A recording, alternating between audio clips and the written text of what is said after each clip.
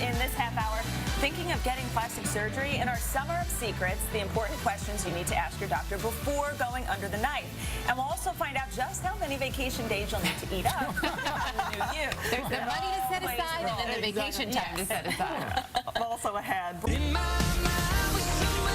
This morning, we wrap up our Summer of Secrets week about plastic surgery. If you're thinking about it, how do you know if you're a good candidate? And what should you ask your doctor before going under the knife? Dr. Stephen Davis is a board-certified plastic surgeon. Sarah Eggenberger is a contributing editor at New Beauty magazine. Nice to have both of you with us this morning. Nice to be here. So, Sarah, New Beauty put out this poll asking their readers about different procedures and what they would get. What were the results? Right. So if no pain or no downtime was a consideration, we found that 47% of our viewers would actually choose liposuction, which was really, you can understand that, right? Yes, I can. Yes. It's also the #1 most popular procedure performed on both men and women. 21% would choose a facelift, and then there was also the other category, which consisted of the 47%, 32% was for liposuction. The other consisted of breast augmentation, a neck lift, nose job, and also a Brazilian butt lift as well. A Brazilian butt lift? Yes. Only making it into the other category. Okay. So, Dr. Davis, when you hear those numbers, Right. when someone is thinking about a procedure and they go in, they come to see you for the first consultation, what is the most important question that they should be asking you? The most important question is, are any of these procedures going to fix what's really bothering me?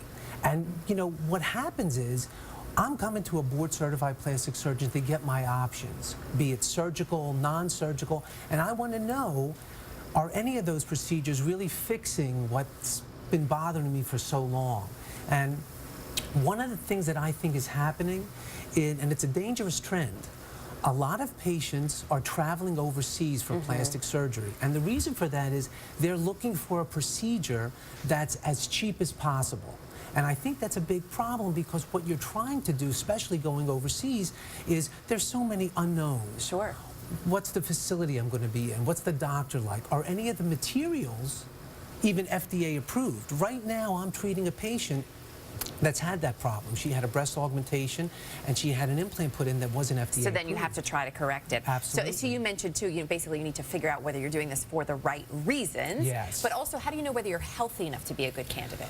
Well, that two-part question is really answered with one, Okay. which is mental health has to be the #1 thing that you're really looking for with this patient.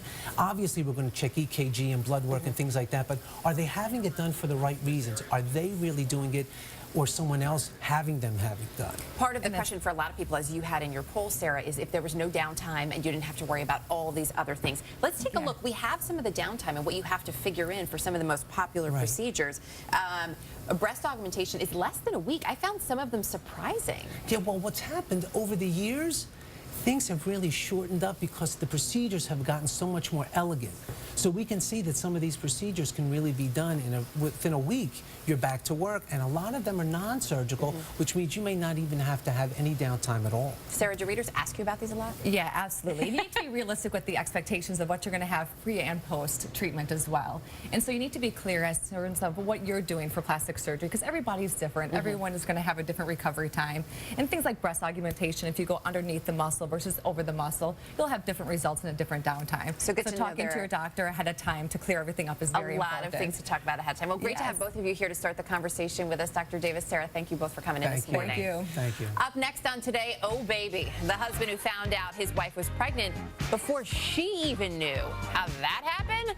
The video is going viral. We'll show you in just a moment. But first, this is Today on NBC.